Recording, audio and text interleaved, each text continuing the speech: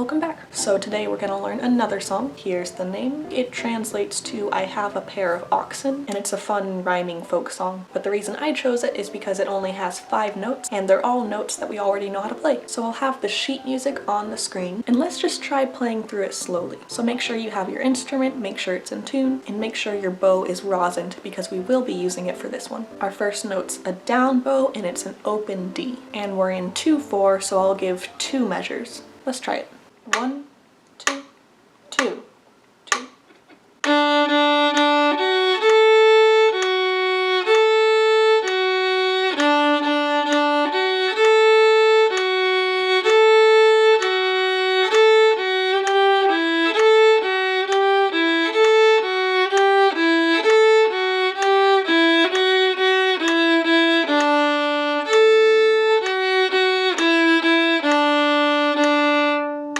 So there's a few things you probably had trouble with. One is maybe your fingers on the D string hitting the A string. So if that happened, you might have gotten a sound like this. Kind of a squeaky sound. So you'll definitely need to keep the good left hand position that we learned a few lessons ago. And your fingers absolutely need to be curved in order for this to work well. If you keep your fingers curved, you won't be hitting strings that you don't want to. And you're also going to have an easier time if you keep your second finger down on the F sharp while you play the open A. So you can see that my finger still stays on the string.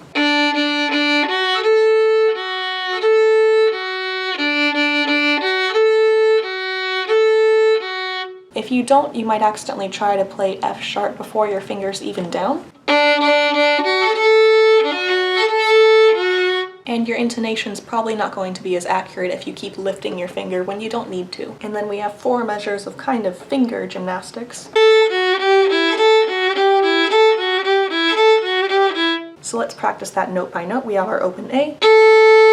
And while we're playing open A, we have our finger down on the next note, which is F sharp. So see that my finger's on F sharp here while I'm playing open A. And then you'll notice between the F sharp and the G that I have a little triangle symbol. This means half step, and a half step means that your left hand fingers are going to be right next to each other, whereas a whole step means that they're going to be spaced further apart. So half step, whole step, half step, whole step. And right next to F sharp is G. The fingers are literally touching. And then you have to lift both your second and third fingers in order to play the E.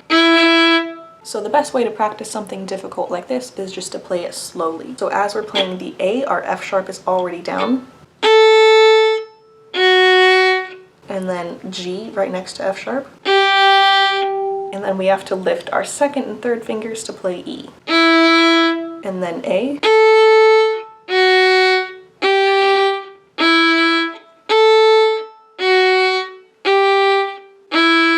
And then in terms of the bow, remember which height your elbow has to be at for each string. So we're mostly going to be here, but when we play on the A string, we come down just a little bit. So it's just doing this. You don't have to exaggerate the movement, just enough that you can play easily on each of the strings. And then for most of this piece, let's play kind of in the lower half or the middle of the bow. Maybe somewhere like here would be comfortable for a lot of the notes. And try not to stop the bow too much between each stroke.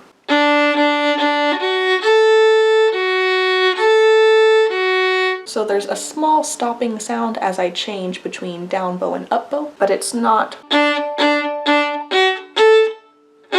like that. So keep all that in mind as you practice this piece. What you can do is go to the play along video, pause the screen so you can see the sheet music, and practice it before you play along with it. And always feel free to leave questions in the comments. Bye!